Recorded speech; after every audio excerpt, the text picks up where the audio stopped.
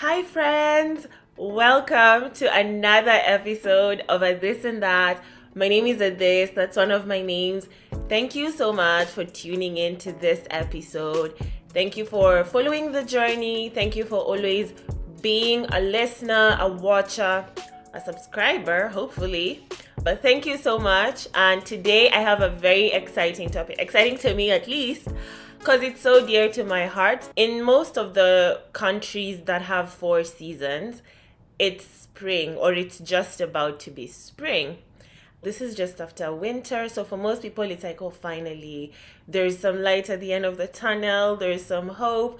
Because obviously, winter comes with so much like dreary nights, long nights, short days. The sun is setting at 4 p.m. It's like, what are we even doing? You know?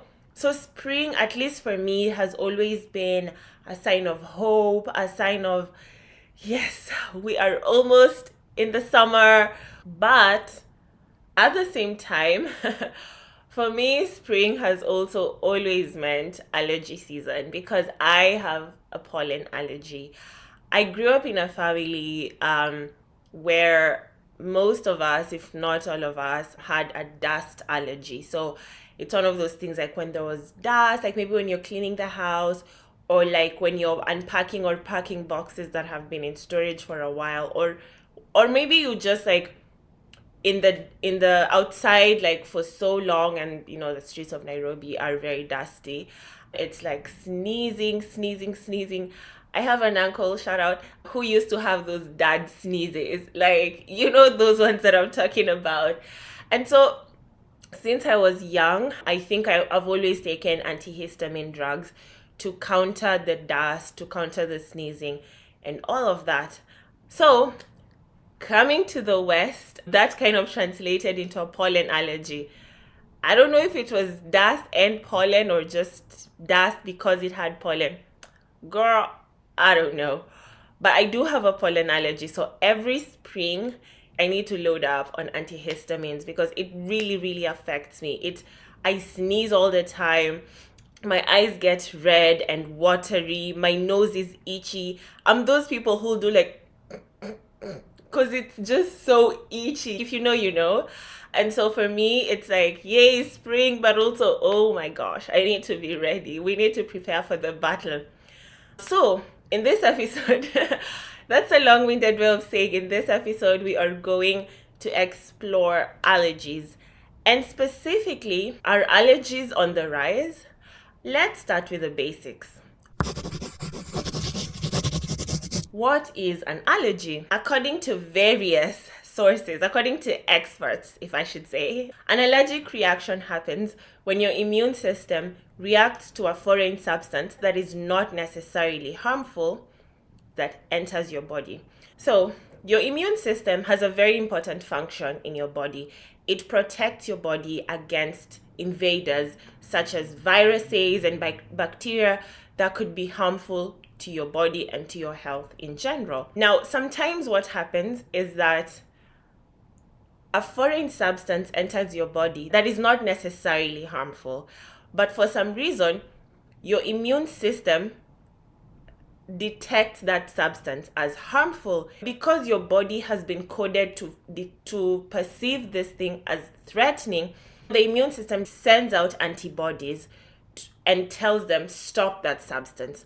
Your immune system is like, who are you? Who the fuck are you? Wow. It is not wow. Do your findings. It then releases antibodies, which release histamine that causes your blood vessels to expand, causes other chemicals to be released that may trigger an allergic reaction. And this can happen as sneezing. In some cases, you find people experiencing anaphylactic shock because their blood vessels are expanding and constricting their airways, right? And then they're choking, for example. Or it could be a rash that happens on your skin. It could be anything. People experience allergies differently. And so for me, in my case, when I'm experiencing an allergic reaction to dust or pollen, I take antihistamine drugs because they counter the effect of histamine. Therefore, it doesn't trigger an allergic reaction in my body, such as sneezing, such as a running nose, itchy eyes, itchy skin, or whatever the case may be. Hopefully that makes sense. Now, a lot of researchers are positing that there has been a rise in the instances of food and other types of allergies in the past 30 years. The rate of occurrence and prevalence of allergies has been on the increase, especially in the West, or as one study calls it, especially in industrialized societies. And so I wanted to explore, is there a link between those two things? Allergies are especially increasing among children. So it's almost like the new people who are entering the world are more susceptible to being affected by allergies than older population.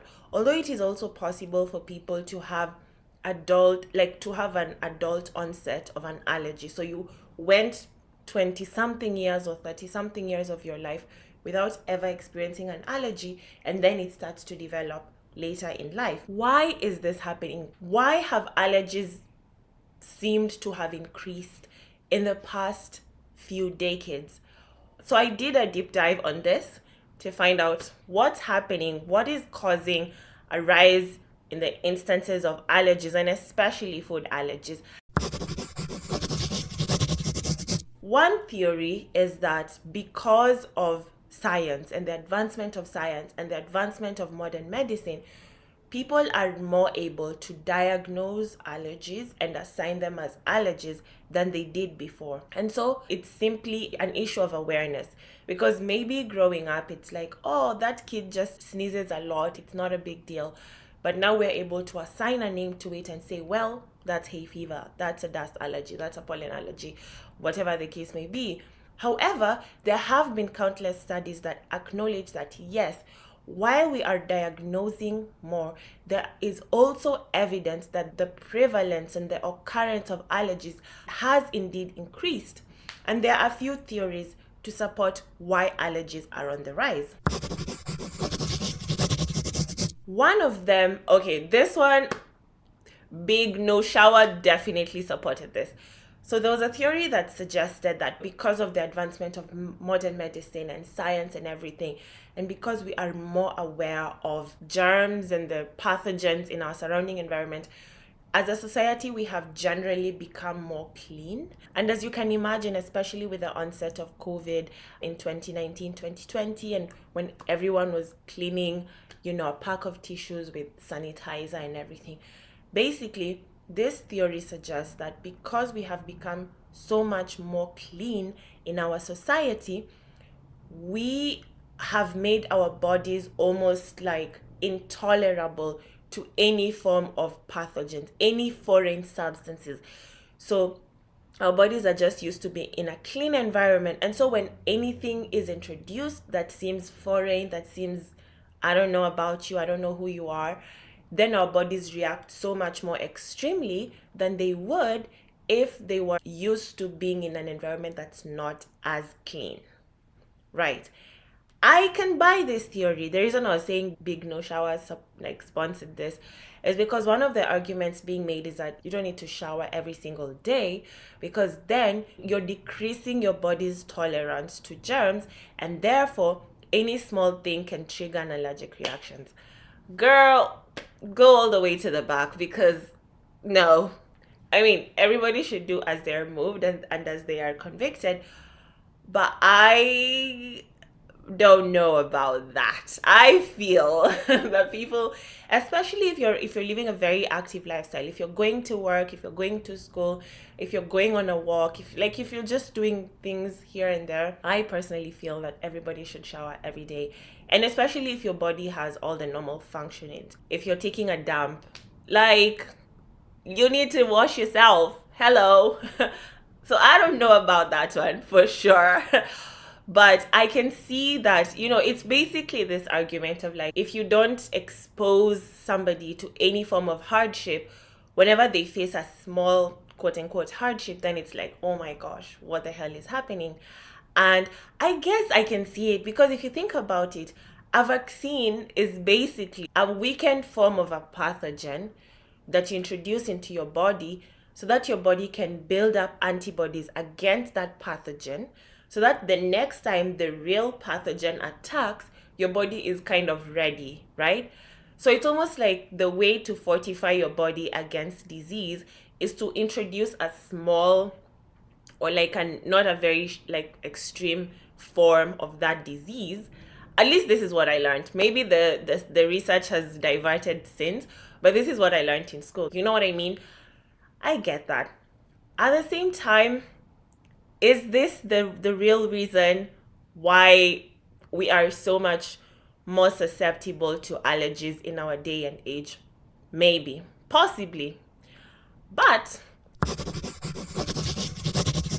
another theory, especially when it comes to food allergies, is that because our society has increasingly moved towards processed foods and away from whole grains, whole foods, and especially in Western countries, there's been a move towards more processed foods and even ultra processed foods, that these have contributed significantly to the prevalence and the presence of food allergies.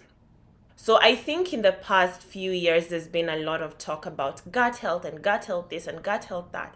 So ultra processed foods can really disrupt the gut microbiome. So this is the normal bacteria that are supposed to be within your gut, because everybody has like a number of healthy bacteria that is supposed to be in your gut. Ultra processed foods can disrupt the gut microbiome, potentially leading to inflammation and increasing gut permeability. It increases the likelihood of foods seeping into your bloodstream from your gut. These food particles that seep into your bloodstream from your gut, because now there are more, can trigger an allergic reaction. Other studies suggest that ultra-processed foods may contain a higher load of allergens compared to their less processed counterparts. The processing methods alter the structure of allergenic proteins, potentially increasing their allergenicity. Okay. So because processing often, like, at least in my understanding, it's like if you have a maize seed or a corn seed, and processing removes the outer covering of the maize seed and exposes just the inner thing. Sometimes it's healthy to eat foods that have the outer covering or the fibrous part, but the minute you remove the fibrous part, you expose the inside part, and that part might be more allergenic or have a higher allergenicity. I'm learning these terms with you as we speak, but isn't it interesting and cool? Education is so cool. So that's a second theory. So we've heard about the permeability of your gut increasing because the gut bacteria is not the right ones, and so this can seep more into your bloodstream, trigger an allergic reaction. Also with processing, because of the processing method, it can sometimes alter the structure of a protein that is already kind of allergenic-ish, but now you're increasing its allergenicity because of everything you're exposing. And then it's kind of like, well, what do you expect? Also, in processing foods, there is always like food additives and preservatives to increase the shelf life of said foods, right? And so certain food additives like sulfites and dyes can trigger allergic reactions. And so in this case, it's like, okay, we're moving so much towards processed foods, and that's why I personally try so hard you need your daily intake of fiber. You need to eat whole foods as opposed to ultra processed foods, or at least even if it's a processed food, like the least processing possible, if possible, right? Eating whole foods, eating lots of fiber, it doesn't just help, because I know people associate fiber with bowel movements, and that's an important piece, definitely. But as you can see, a lot of food allergies might also be linked to the intake of ultra processed foods, and especially in the West, because we know this is more likely in the West. So those are two theories we have so far. One, we're too clean. I don't know about all that. To processed foods, I can stand beside her. Another theory, and this is a personal favorite for me, because of increasing urbanization, because of increasing industrialization, there is so much more environmental pollution around us, and this has been linked to an increase in the prevalence of allergic reactions and also the intensity. Here's how. Air pollution, whether from exhaust pipes, whether from factories, air pollution can increase the allergenicity of pollen. OMG. So basically, air pollution can make pollen more allergic and therefore making you more allergic to pollen. Air pollution and air pollutants in general, the nitrous oxides, carbon dioxide, whatever the case may be, they again alter the structure of a pollen grain. Is it a pollen grain or a pollen seed? No, it's a pollen grain. Or a pollen, yeah, it's a grain, right? Yes. Because a seed is a fertilized thing and pollen is male. Yeah, right? Yeah. Okay, so air pollutants alter the structure of a pollen grain. They damage its surface. I was going to say skin, but I think it's surface. They damage its surface, allowing it to release more allergens. So pollen is already inherently allergenic. It has the potential to cause an allergy. But a lot of things, especially when they're like enclosed, when you alter its surface and then it's like ruptured and then it releases more, whatever is inside is potentially more potent, right? So the inside of a pollen grain is more potent, and then when an air pollutant alters its surface and causes it to release the inside more, the pollen grain has a higher allergenic potential and therefore affects more people. And even the people who are previously affected, it causes them to have more extreme symptoms. When the pollen grain surface has been ruptured and then it releases smaller pollen grains or pollen substances into the air, it increases what we call the total pollen count. This is basically the amount of pollen grains in the atmosphere at any given point in time in a specific area. So if there is more pollen grains in the air, it means you are more likely to suffer an allergic reaction to pollen because the likelihood of it entering your system is higher. If there's one pollen grain in the air, maybe one person will inhale that pollen grain. But if there's 20,000, there's gonna be a few more people. It's a numbers game, basically. A final theory is, I know it's a lot of theories I'm throwing at you, friends, but again, another theory is vitamin D deficiency. So vitamin D is a very essential product in our body, and it is essential for healthy immune function. It is essential for even lung function. And so some experts theorize that because people are not spending as much time out in the sun, because again, where the parks are being turned into condos, there's no outside to be in. People are stuck indoors playing video games or watching Netflix or, doing whatever. It's very hard for people to these days just be out in the sun. And I've spoken about this in a different video, but there is no spaces for people to just go and just be. Increasingly, people are becoming more and more indoorsy. Because of this, and especially kids, people are not taking in as much vitamin D as they're supposed to. Some experts even said because of the increased use of sunblock and sunscreen, which, slow down, Savannah, you do need sunblock and sunscreen, at least I believe so. But I guess it's kind of like, yeah, this is good, but here's the impact. And because of that, we're not taking in as much vitamin D as we need to.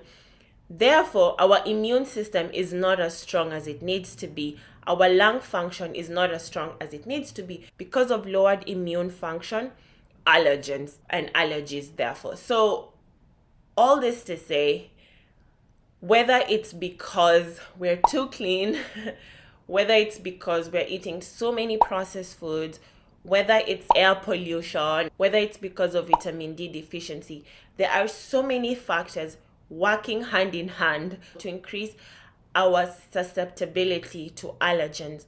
Let's not forget our dear friend climate change. I know I said that was the final theory, but here is another. Because of climate change, plants start pollinating earlier than they used to and finish pollinating later than they used to. So the pollination season has significantly increased because of warmer temperatures as a result of global warming and climate change. As a result of the increased pollination season, more pollen in the atmosphere, more total pollen count, more susceptibility to allergies. Do you get it? Essentially, all this is linked to either our body's defenses being lowered or pollen and allergens being more around us, right? Or like more in our surroundings, more in our gut because of processing and all that stuff. These factors are especially pronounced in Western countries. And that's why a lot of migrants actually have a higher prevalence of allergies when they move to a Western country than when they were in their home country. I am a migrant myself. Even when I moved here, oh my gosh, I knew, okay, I always had a dust allergy, or at least that's what I knew it to be. And I would always take antihistamine drugs to counter it. And also if I wanted to sleep well at night. So, hey yo. But I remember my first spring in the US. And, oh, sweet summer child, the thing is, I didn't even know what was happening because I was so excited. It had been my first winter, which had gone, just a sad time, depressing. Why are the nights so long? Why are the days so short? Why is it so cold? It's colder than Nairobi in July. This is insane. And I had my first spring. And I was finding that I was sneezing a lot. And I was like, oh, okay, maybe it's that. I didn't really do the linking at that time. And I was like, let me take antihistamine drugs and everything. And I wasn't getting relief. It affected me so much. I would rub my eyes. Until they're almost displaced out of their socket. My skin changed. My skin changed completely. It was, especially my skin on my face, it was extremely irritated. It was sore. I had those tiny rashes. And at the time, I was kind of like, what is happening? What did I do? What did I take? I had to change all my products. I had all my skincare products to try and isolate where is this coming from? I did not know I was just suffering an allergic reaction. I had my skin became so irritated and so dark because of the irritation, because I was itching it and rubbing it, and I had dark circles around my eyes from just the rubbing and the itching because it was so itchy, and the antihistamine drugs were not helping. And I remember speaking to someone, and by the way, I have dry skin.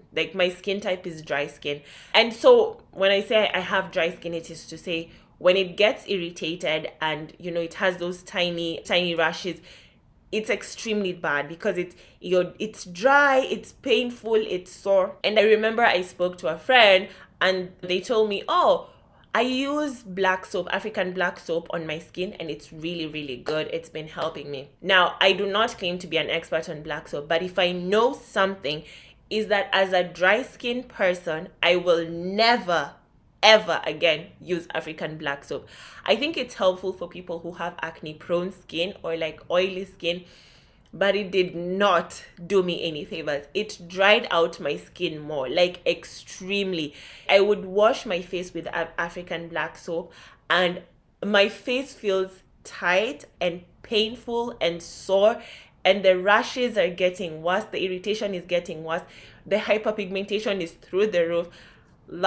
It was bad. And that was spring, and the whole summer I spent it like that, just trying to figure out what's happening. I'm trying different soaps, different creams. It is not helping, and I'm still faithful to my African black soap. And I actually remember going to the university clinic to be like, oh, I don't know, something is happening to me. Look at my skin. I'm itching a lot. I don't know what's happening. And I remember the doctor, the school doctor, someone with a medical degree, asked me, oh, have you traveled to a tropical country in the past 6 months? I think that was it. And I was like, oh yeah, I just went back home for Christmas, yada yada yada. And she was like, yeah, those countries, they're very prone to malaria and such diseases. And I was like, oh no, I don't think this is malaria because it's topical, it's on my skin. Hello. And she was like, I don't know what's wrong with you. I think you need to take like a yellow fever vaccine. I was like, I don't know, doctor, Miss Doctor, I don't know what the hell is happening, but I know it's not that. I know it's not tuberculosis or malaria or yellow fever or anything of the sort. And I spent the entire summer like that. And I remember going back home and my mom was kind of like, oh my gosh, what is happening? Why is your skin looking like? I'm like, Mom, I've tried everything. I don't know what's happening, yada, yada, yada. And my mom told me, oh, just go to the local chemist and see what they say. And I went to the local chemist and I'm giving him a whole history of like, this is when it started, this is what I've tried, blah, blah. He just said, I think this is just an allergy. Take this antihistamine, it's a strong one, and then take this topical cream to just help you. He was like, I think this is just an allergic reaction.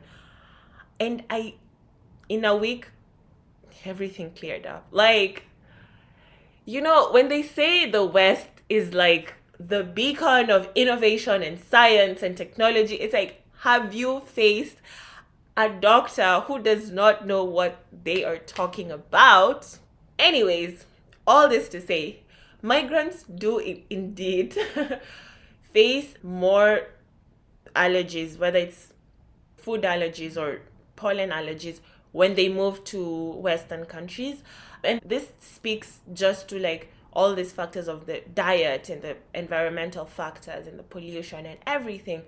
And so I think for me, as someone who suffers a pollen allergy, as someone who can see the spring approaching, and as someone who will never ever let spring of whatever year that was happen to me again, I think this is just to say that we need to be very aware of the changes in our society that are making us susceptible to all these types of allergies. I also need to say all these are theories. I think there's no one specific reason why there's an increase in allergies, or at least experts have all these different theories to try and explain.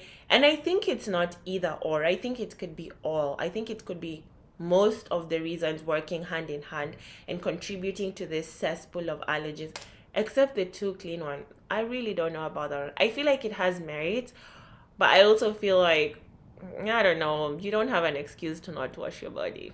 I don't know about that one.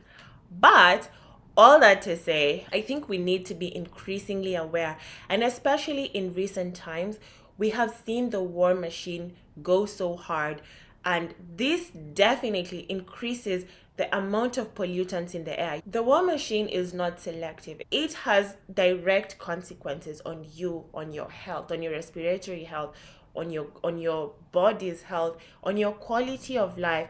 And so in general, I think we should all be aware of the impacts that capitalism, that warmongering, that all these geopolitical issues are directly in our backyards, are directly in our homes.